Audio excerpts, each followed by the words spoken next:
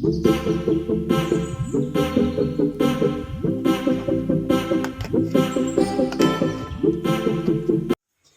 ಎಲ್ಲರಿಗೂ. ಇದೇನಿದು ಹೀರೆಕಾಯಿ ಈ ಥರ ಇಟ್ಬಿಟ್ಟಿದ್ದೀನಿ ಅಂತ ನೋಡ್ತಿದ್ದೀರಾ? ಸಿಕ್ಕಾಪಟ್ಟೆ ಮಳೆ ಅಲ್ವಾ, ಹಾಗಾಗಿ ಇವತ್ತೊಂದೊಳ್ಳೆ ರೆಸಿಪಿ ಏನು ಅಂತ ಹೇಳಿದ್ರೆ ಹೀರೆಕಾಯಿ ಬಜ್ಜಿ ಜೊತೆಗೆ ರಸಮ್ ರೈಸ್ ಮಾಡ್ತಿದ್ದೀನಿ. ತುಂಬ ಅಂದರೆ ತುಂಬ ಮಳೆ ಸ್ಟಾರ್ಟ್ ಆಗಿಬಿಟ್ಟಿದೆ ಇವಾಗಂತೂ. ಈ ಮಳೆಗೆ ರಸಮ್ ರೈಸ್ ಹಾಗೆ ಅದ್ರ ಜೊತೆಗೆ ಸೈಡ್ ಡಿಶ್ ಆಗಿ ಬಜ್ಜಿ ಎರಡನ್ನೂ ರೆಡಿ ಮಾಡ್ಕೊಳ್ತಿದ್ದೀನಿ. ಈ ರಸಮ್ ರೈಸ್ ಏನು ಮಾಡ್ತಿದ್ದೀನಲ್ವಾ, ಅದು ಆರೋಗ್ಯಕ್ಕೆ ತುಂಬಾ ಒಳ್ಳೆಯದು ಈ ಮಳೆಗಾಲದಲ್ಲಿ. ಓಕೆ, ಹೀರೆಕಾಯಿ ಮೇಲೆ ಸಿಪ್ಪೆ ಏನಿದೆ ಅದನ್ನೆಲ್ಲ ಪರ ಅಂತ ಕಿತ್ತಾಕ್ಬಿಟ್ಟು ನೀಟಾಗಿ ವಾಶ್ ಮಾಡ್ಕೊಬಂದು ಅದನ್ನು ಈಗ ಬಜ್ಜಿಗೆ ಯಾವ ಥರ ಬೇಕು ಆ ಥರ ಶೇಪ್ನಲ್ಲಿ ಕಟ್ ಮಾಡ್ಕೊಳ್ತಿದ್ದೀನಿ. ನಾನಿಲ್ಲಿ ರೌಂಡ್ ಶೇಪಲ್ಲಿ ಮಾಡ್ಕೊಳ್ತಿದ್ದೀನಿ. ಹಾಗೆ ಒಂದು ಹೀರೆಕಾಯಲ್ಲಿ ಅರ್ಧದಷ್ಟು ಮಾತ್ರ ತಗೊಂಡಿದ್ದೀನಿ. ನಮಗಷ್ಟು ಸಾಕು, ಹಾಗಾಗಿ ತುಂಬ ಮಾಡಿದರೆ ತಿನ್ನೋದು ಕಂಟ್ರೋಲೇ ಇರಲ್ಲ, ಅಷ್ಟು ತಿನ್ಬೇಕನ್ಸುತ್ತೆ ಈ ಬಜ್ಜಿನ. ಹಾಗಾಗಿ ಎಷ್ಟು ಬೇಕಷ್ಟೇ ಮಾಡ್ಕೊಳ್ತಿದ್ದೀನಿ. ಹಾಗೆ ಒಂದು ಬೌಲಿಗೆ 5 ಸ್ಪೂನಷ್ಟು ನಾನು ಕಡಲೆ ಹಿಟ್ಟನ್ನ ಹಾಕ್ಕೊಳ್ತಿದ್ದೀನಿ. ಹೀರೆಕಾಯಿ ಕಡಿಮೆ ತೊಗೊಂಡಿರೋದ್ರಿಂದ ಇಷ್ಟು ಸಾಕಾಗುತ್ತೆ. ಹಾಗೆ ಇದಕ್ಕೆ 3 ಸ್ಪೂನಷ್ಟು ಚಿರೋಟಿ ರವೆನ ಆ್ಯಡ್ ಮಾಡ್ಕೊಳ್ತಿದ್ದೀನಿ. ಓಕೆನಾ, ಚೆನ್ನಾಗಿ ಗರಿಗರಿಯಾಗಿ ಚೆನ್ನಾಗೇ ಬರುತ್ತೆ. ಚಿರೋಟಿ ರವೆ ಆ್ಯಡ್ ಮಾಡ್ಕೊಳ್ಳಿ. ಹಾಗೆ ಅರ್ಧ ಸ್ಪೂನಷ್ಟು ಖಾರದ ಪುಡಿ, 1/4 ಸ್ಪೂನಷ್ಟು ಅರಿಶಿನ ಪುಡಿ, ಹಾಗೆ ಸ್ವಲ್ಪ ಜೀರಿಗೆ ಪೌಡ್ರು ಹಾಕಿಬಿಟ್ಟು ಸ್ವಲ್ಪ ನಾನು ಇದಕ್ಕೆ ಉಪ್ಪನ್ನ ಆ್ಯಡ್ ಮಾಡ್ಕೊಳ್ತಿದ್ದೀನಿ. ಉಪ್ಪು ರುಚಿಗೆ ತಕ್ಕಷ್ಟು ನೋಡಿ ಹಾಕ್ಕೋಬೇಕು. ಹಾಗೆ ಒಂದು ಸ್ವಲ್ಪ ಓಂಕಾಳನ್ನ ಈ ಥರ ಕ್ರಷ್ ಮಾಡಿ ಹಾಕ್ಕೊಳ್ತಿದ್ದೀನಿ. ಈಗ ಇದಕ್ಕೆ ಸ್ವಲ್ಪನೇ ನೀರನ್ನ ಹಾಕ್ಕೊಂಡು ನೀಟಾಗಿ ಕಲಿಸ್ಕೋಬೇಕು ಎಲ್ಲದನ್ನು. ಹಾಗೆ ಇದನ್ನು ಫುಲ್ ತೆಳ್ಳಗೆ ಕಲಿಸ್ಕೋಬೇಡಿ. ಯಾವಾಗಲೂ ಬಜ್ಜಿಗೆ ಮಾಡೋತ್ತಿಗೆ ಒಂದು ತೆಳ್ಳಗೆ ಕಲಿಸ್ಕೊಳ್ತೀವಲ್ಲ, ಆ ಥರ ಏನು ಬೇಡ. ಸ್ವಲ್ಪ ತಿಕ್ಕಾಗೆ ಕಲಿಸ್ಕೋಬೇಕು. ಓಕೆನಾ, ನಾನು ತೋರಿಸ್ತೀನಿ. ಫಸ್ಟು ಎಷ್ಟು ಪ್ರಮಾಣದಲ್ಲಿ ತಿಕ್ಕಾಗಿರಬೇಕು ಅನ್ನೋದನ್ನ ಫಸ್ಟ್ ತೋರಿಸ್ತೀನಿ. ನೋಡಿ, ಈಗ ಇಷ್ಟು ಏನು ಕಲಿಸಿದ್ದೀನಲ್ಲ, ಇಷ್ಟು ತಿಕ್ಕಾಗಿದ್ದರೆ ಸಾಕು. ಇನ್ನೂ ನೀರು ಹಾಕೋದು ಬೇಡ. ಇಷ್ಟು ಮಾಡ್ಕೊಂಬಿಟ್ಟು ಏನು ಅಂತೇಳಿದರೆ ಸ್ವಲ್ಪ ಇದ್ರ ಜೊತೆನೇ ಬೇಕಿಂಗ್ ಸೋಡಾನು ಆ್ಯಡ್ ಮಾಡ್ಕೋಬೇಕು. 2 ಪಿಂಚಷ್ಟು. ಓಕೆನಾ, ಈಗ ಸ್ವಲ್ಪ ನೀರು ಆ್ಯಡ್ ಮಾಡ್ಕೊಂಡಿದ್ದೀನಿ. ಅದ್ರ ಜೊತೆ 2 ಪಿಂಚಷ್ಟು ಬೇಕಿಂಗ್ ಸೋಡಾನ ಆ್ಯಡ್ ಮಾಡ್ಕೊಳ್ತಿದ್ದೀನಿ. ಈಗ ಇದಿಷ್ಟನ್ನು ಮಿಕ್ಸ್ ಮಾಡಿಬಿಟ್ಟು ಇದ್ರ ಜೊತೆನೇ ಹೀರೆಕಾಯಿನ ಹಾಕ್ಕೊಳ್ತಿದ್ದೀನಿ. ಓಕೆನಾ, ಇನ್ನೂ ಜಾಸ್ತಿ ನೀರು ಮಾಡೋದು ಬೇಡ. ಯಾಕೆಂದರೆ ಹೀರೆಕಾಯಿನ ನಾನು ಮೊದಲೇ ಒಂದು 10 ನಿಮಿಷ ಇದರಲ್ಲಿ ಸೋಕ್ ಮಾಡಿರ್ತಿದ್ದೀನಿ. ಯಾಕೆಂತೇಳಿದರೆ ಹೀರೆಕಾಯಿನೂ ಚೆನ್ನಾಗಿ ಉಪ್ಪೆಲ್ಲ ಇಟ್ಕೊಳ್ಳುತ್ತೆ. ಹಾಗಾಗಿ ಒಳಗಡೆ ತಿನ್ನೋಕ್ಕೂ ಚೆನ್ನಾಗಿರುತ್ತೆ, ಸಪ್ಪೆ ಅನಿಸಲ್ಲ. ಹಾಗೆ ನೀರು ಬಿಟ್ಕೊಳ್ಳುತ್ತೆ. ಆವಾಗ ನಮ್ಮ ಬಜ್ಜಿಗೆ ಏನು ನೀರಿನ ಪ್ರಮಾಣ ಬೇಕಾಗುತ್ತೆ ಅದಷ್ಟು ಕರೆಕ್ಟಾಗುತ್ತೆ.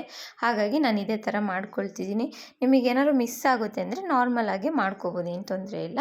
ನಾನು ಈ ಥರ ಮಾಡ್ಕೊಳ್ತಿದ್ದೀನಿ. ಚಿರೋಟಿ ರವೆನೂ ಹಾಕ್ಕೊಂಡಿದ್ದೀನಿ ಇದ್ರ ಜೊತೆ. ನಾನು ಅಕ್ಕಿ ಹಿಟ್ಟನ್ನ ಹಾಕ್ಕೊಂಡಿಲ್ಲ. ಹಾಗೆ ತುಂಬ ಚೆನ್ನಾಗಿರುತ್ತೆ, ಡಿಫ್ರೆಂಟಾಗಿ ತಿನ್ನೋಕ್ಕೆ ಟ್ರೈ ಮಾಡಿ. ಹಾಗೆ 10 ನಿಮಿಷ ಮುಚ್ಚಿಟ್ಟ ನಂತರ ನಾನಿಲ್ಲಿ ರಸಮ್ ರೈಸಿಗೆ ಒಂದು ಬೌಲಿಗೆ ಅರ್ಧ ಗ್ಲಾಸಷ್ಟು ಬೇಳೆನ ಹಾಕ್ಕೊಂಡಿದ್ದೀನಿ. ಅದೇ ಗ್ಲಾಸಲ್ಲಿ 1 ಗ್ಲಾಸಷ್ಟು ಅಕ್ಕಿನ ತಗೋಬೇಕು. ನೆಕ್ಸ್ಟು ಅದೇ ಥರ ಗ್ಲಾಸ್ ಒಳಗೆ ಏನೇನು ಮಿಕ್ಕಿದೆಯೋ ಅದನ್ನೆಲ್ಲ ಹಾಕ್ಕೋಬೇಕು. ಏನು ವೇಸ್ಟ್ ಮಾಡಬಾರ್ದಲ್ಲ, ಹಾಗಾಗಿ ಹೇಳ್ತಿದ್ದೀನಿ, ಜಸ್ಟ್ ತಮಾಷೆಗಿದ್ದೆ.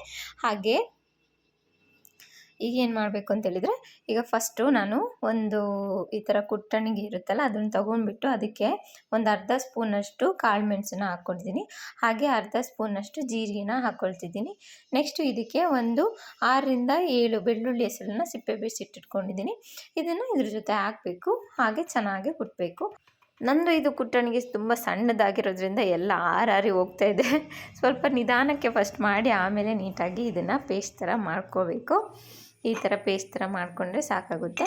ಹಾಗೆ ನೆಕ್ಸ್ಟು 2 ಟೊಮೊಟೊ, 2 ಮೆಣಸಿನ್ಕಾಯಿ, ಹಾಗೆ ಸ್ವಲ್ಪ ಕರಿಬೇವಿನ ಸೊಪ್ಪನ್ನ ತಗೊಂಡಿದ್ದೀನಿ. ಇದನ್ನು ನಾನು ಈ ಥರ ಓಪನ್ ಮಾಡ್ಕೊಳ್ತಿದ್ದೀನಿ. ನೀವು ಯಾವ ಥರ ಆದರೂ ಶೇಪಲ್ಲಿ ಕಟ್ ಮಾಡ್ಕೊಬೋದು, ಏನು ತೊಂದರೆ ಇಲ್ಲ. ಹಾಗೆ ಟೊಮೊಟೊನೂ ಕಟ್ ಮಾಡ್ಕೊಳ್ತಾ ಇದ್ದೀನಿ. ಹಾಗೆ ನಾನು ಸ್ಲೈಸರ್ಸ್ ಎಲ್ಲ ತರಿಸಿದ್ನಲ್ಲ, ನಂದು ಪೀಲರ್ಸ್ ತರಿಸಿದ್ದೆ ನೋಡಿ, ಆ ಸೆಟ್ಟಲ್ಲಿ ಸಿಕ್ಕಿದಂಥ ಇದು ಪುಟಾಣಿ ಸಾಕು. ಆ್ಯಕ್ಚುಲಿ ಇದರಲ್ಲಿ ಕಟ್ ಮಾಡ್ತಿದ್ದೀನಿ ಇವತ್ತು. ಅದೊಂಥರ ಕಟ್ ಮಾಡೋಕ್ಕೆ ಒಂಥರ ಚೆನ್ನಾಗಿ ಅನಿಸ್ತಿತ್ತು. ಹಾಗಾಗಿ ಟೊಮೊಟೊ ಎಲ್ಲ ನೀಟಾಗಿ ಕಟ್ ಆಗ್ತಿತ್ತು. ಹಾಗಾಗಿ ಇದರಲ್ಲೇ ಮಾಡ್ಕೊಳ್ಳೋಣ ಅಂತ ಕಟ್ ಮಾಡ್ತಾಯಿದ್ದೆ.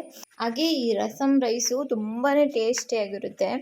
ಹಾಗೆ ಘಮ ಅಂತ ಸಿಕ್ಕಾಬಿಟ್ಟೆ ಘಮ ಅಂತ ಇರುತ್ತೆ. ಈ ರಸಮ್ ಎಲ್ಲ ಮಾಡಿದಾಗ ಯಾವ ಥರ ಘಮ ಬರ್ತಿರುತ್ತೋ ಅದೇ ಥರ ಇರುತ್ತೆ ಸೇಮ್. ಹಾಗೆ ಬೇಗ ಏನಾದರೂ ಮಾಡಿಬಿಡ್ಬೇಕು ಅನ್ನೋ ಟೈಮಲ್ಲಿ ಇದನ್ನು ಮಾಡ್ಕೋಬೋದು. ತುಂಬಾ ಈಸಿ ಮಾಡೋದು. ಓಕೆ, ಇದನ್ನೆಲ್ಲ ಕಟ್ ಮಾಡಾಯಿತು. ಈಗ ಒಂದು ಕುಕ್ಕರಿಗೆ ಸ್ವಲ್ಪ ಎಣ್ಣೆ ಹಾಕ್ಬಿಟ್ಟು, ಹಾಗೆ ಎಣ್ಣೆ ಬಿಸಿ ಆದ ನಂತರ ಸ್ವಲ್ಪ ಸಾಸಿವೆ ಹಾಕಿಬಿಟ್ಟು ಅದಾದ ನಂತರ ಸಾಸಿವೆ ಚಟಪಟ ಅಂದಮೇಲೆ ನಾನು ಇದಕ್ಕೆ ಕರಿಬೇವಿನ ಸೊಪ್ಪು ಫ್ರೆಶ್ ಆಗಿರೋದು ಹಾಕ್ಕೊಳ್ತಿದ್ದೀನಿ. ಹಾಗೆ ಇದನ್ನು ಎಲ್ಲ ಫ್ರೈ ಮಾಡಿದ ನಂತರ 2 ಮೆಣಸಿನ್ಕಾಯಿ ಏನು ಕಟ್ ಮಾಡಿದ್ನಲ್ಲ ಅದನ್ನ ಆ್ಯಡ್ ಮಾಡ್ಕೊಳ್ತಿದ್ದೀನಿ. ನೆಕ್ಸ್ಟು ನಾವೇನು ಪೇಸ್ಟ್ನ ಮಾಡಿಟ್ಕೊಂಡಿದ್ವಲ್ಲ ಅದನ್ನು ಇದ್ರ ಜೊತೆ ಆ್ಯಡ್ ಮಾಡ್ಕೋಬೇಕು. ಹಾಗೆ ಆ್ಯಡ್ ಮಾಡಿ ಆದ ನಂತರ ನೀಟಾಗಿ ಮಿಕ್ಸ್ ಮಾಡ್ಕೊಳ್ಳಿ.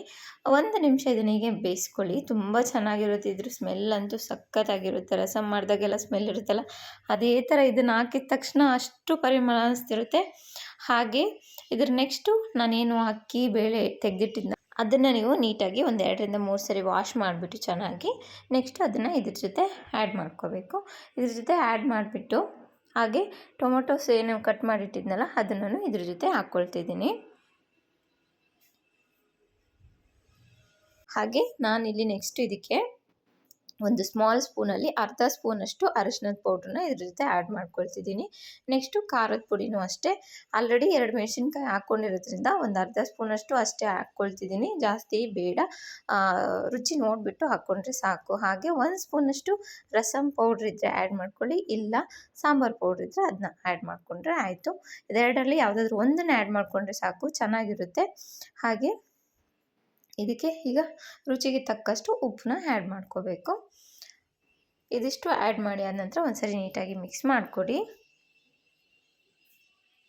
ಮಿಕ್ಸ್ ಮಾಡಿಬಿಟ್ಟು ಈಗ ಇದಕ್ಕೆ ನೀರು ಏನು ಅಂತ ಹೇಳಿದರೆ ಈಗ 3 ಗ್ಲಾಸಷ್ಟು ನಾನು 1.5 ಗ್ಲಾಸಷ್ಟು ನಾನು ಏನು ತೊಗೊಂಡಿದ್ನಲ್ಲ ಬೇಳೆ ಮತ್ತು ಅಕ್ಕಿ ಎರಡೂ ಸೇರಿ 1.5 ಗ್ಲಾಸಷ್ಟು ಆಗಿತ್ತು. ಅದಕ್ಕೆ ನಾನಿಲ್ಲಿ 3.5 ಗ್ಲಾಸಷ್ಟು ನೀರನ್ನ ಆ್ಯಡ್ ಮಾಡ್ಕೊಂಡಿದ್ದೀನಿ.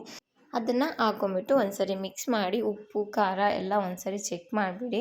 ಖಾರ ಮಾತ್ರ ನೋಡಿ ಹಾಕ್ಕೊಳ್ಳಿ, ಯಾಕಂದರೆ ಕಾಳು ಮೆಣಸು ಹಾಕ್ಕೊಂಡಿರ್ತೀವಿ, ಜೊತೆಗೆ ಹಸಿರು ಮೆಣಸಿನ್ಕಾಯಿನೂ ಹಾಕ್ಕೊಂಡಿರ್ತೀವಿ. ಹಾಗಾಗಿ ಎಲ್ಲ ಚೆಕ್ ಮಾಡಿಬಿಟ್ಟು ಲಾಸ್ಟಿಗೆ 1-2 ಪಿಂಚಷ್ಟು ನಾನಿಲ್ಲಿ ಇಂಗನ್ನ ಆ್ಯಡ್ ಮಾಡ್ಕೊಳ್ತಿದ್ದೀನಿ. ಬೇಳೆ ಹಾಕಿದ್ದೀವಲ್ಲ ಹಾಗಾಗಿ ಇಂಗನ್ನ ಆ್ಯಡ್ ಮಾಡ್ಕೊಳ್ತಿದ್ದೀನಿ. ನೆಕ್ಸ್ಟು ಈಗ ಇದ್ರ ಲಿಡ್ಡನ್ನ ಕ್ಲೋಸ್ ಮಾಡಿ 2 ವಿಷಲ್ಸ್ನ ಬರ್ಸ್ಕೊಂಡ್ರೆ ಆಯಿತು, ನಿಮಗೆ ರಸಮ್ ರೈಸ್ ರೆಡಿ ಆಗುತ್ತೆ. ಹಾಗೆ ಇಲ್ಲಿ ನೋಡ್ತಿದ್ರೆ 2 ವಿಷಲ್ ಆದ ನಂತರ ರಸಮ್ ರೈಸ್ ರೆಡಿಯಾಗಿದೆ. ಈಗ ಇದನ್ನು ನೀಟಾಗಿ ಮಿಕ್ಸ್ ಮಾಡ್ಕೊಳ್ತೀನಿ. ಒಂದ್ಸರಿ ತೋರಿಸ್ತೀನಿ, ತುಂಬ ಬಿಸಿ ಇದೆ. ಹಾಗೆ ಅನುಜಿಗೆ ಸ್ವಲ್ಪ ಬಿಸಿ ಇರೋದ್ರಿಂದ ಸ್ವಲ್ಪ ತೆಗೆದಿಡ್ಬೇಕು ಪ್ಲೇಟಿಗೆ. ಹಾಗಾಗಿ ಫಸ್ಟೇ ಒಂಚೂರು ಪ್ಲೇಟಿಗೆ ಈ ಥರ ಹಾಕಿಡ್ತಿದ್ದೀನಿ. ನೋಡ್ತಿದ್ದೀರಲ್ಲ, ಈ ಥರನೇ ಇರಬೇಕು ಕನ್ಸಿಸ್ಟೆನ್ಸಿ ರೈಸಿದು, ಆವಾಗ ಚೆನ್ನಾಗಿರುತ್ತೆ ತಿನ್ನೋಕ್ಕೆ. ಓಕೆ, ಇಷ್ಟ ಆದ ನಂತರ ಈಗ ಒಂದು ಪಾತ್ರೆಗೆ ನಾನು ಇಲ್ಲಿ ಎಣ್ಣೆ ಹಾಕ್ಕೊಳ್ತಿದ್ದೀನಿ ಬಜ್ಜಿ ಹಾಕ್ಕೊಳ್ಳೋಕ್ಕೆ. ಹಾಗೆ ಬಜ್ಜಿನ ಕಲಸಿ 10 ನಿಮಿಷ ಇಟ್ಟಿದ್ನಲ್ಲ, ನೋಡಿ ಈಗ ಯಾವ ಥರ ಆಗಿದೆ ಅಂತ. ಇದೆಲ್ಲ ನೀರು ಬಿಟ್ಬಿಟ್ಟಿದೆ. ಹಾಗೆ ಈಗ ಇದನ್ನು ನಾನು ಎಣ್ಣೆಗೆ ಬಿಸಿಗೆ ಇಟ್ಟಿದ್ದೀನಲ್ವ ಅದಕ್ಕೆ ಹಾಕ್ಕೊಳ್ತಾ ಇದ್ದೀನಿ. ಹಾಗೆ ಮೇಲ್ಗಡೆ ಗರಿ ಒಳಗಡೆ ಸಾಫ್ಟಾಗಿ ತಿನ್ನೋಕ್ಕೆ ತುಂಬಾ ಚೆನ್ನಾಗಿರುತ್ತೆ. ನೀವಿಲ್ಲ ಹಿಟ್ಟನ್ನ ಮೊದಲೇ ಕಲಸಿಟ್ಬಿಟ್ಟು ಆಮೇಲೆ ಹೀರೆಕಾಯಿನ ಹಾಕಿ ಈ ಥರನೂ ಬಿಡ್ಬೋದು, ಏನು ತೊಂದರೆ ಇಲ್ಲ. ಈ ಥರನೂ ಒಂದ್ಸರಿ ಟ್ರೈ ಮಾಡಿ ನೋಡಿ, ಚೆನ್ನಾಗಿರುತ್ತೆ ಡಿಫ್ರೆಂಟಾಗಿ. ಹಾಗೆ ಇದು ಚೆನ್ನಾಗಿ ಬೇಯಬೇಕು. ಹಾಗೆ ತಿರುಗಿಸಿ ಎಲ್ಲ ಹಾಕಿ ಕೊಡಬೇಕಾಗುತ್ತೆ.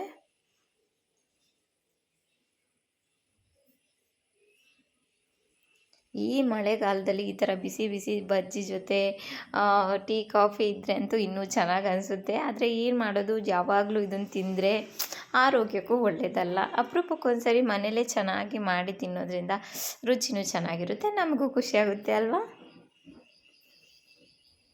ಹಾಗೆ ಇದು ಬೆಂದಾಯಿತು ನೋಡಿ ಯಾವ ಥರ ಕಾಣಿಸ್ತಿದೆ ಅಂತ.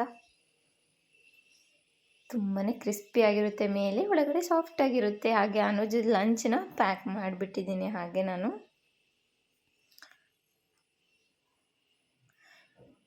ಹಾಗೆ ಇವತ್ತಿನ ವಿಡಿಯೋ ನಿಮಗೆ ಇಷ್ಟ ಆಗಿದೆ ದಯವಿಟ್ಟು ಸಬ್ಸ್ಕ್ರೈಬ್ ಮಾಡಿ, ಲೈಕ್ ಮಾಡಿ, ಶೇರ್ ಮಾಡಿ, ಕಮೆಂಟ್ ಮಾಡೋದನ್ನ ಯಾವುದೇ ಕಾರಣಕ್ಕೂ ಬರಿಬೇಡಿ. ಮತ್ತೆ ಸಿಗ್ತೀನಿ, ಅಲ್ಲಿವರೆಗೂ ಬಾಯ್.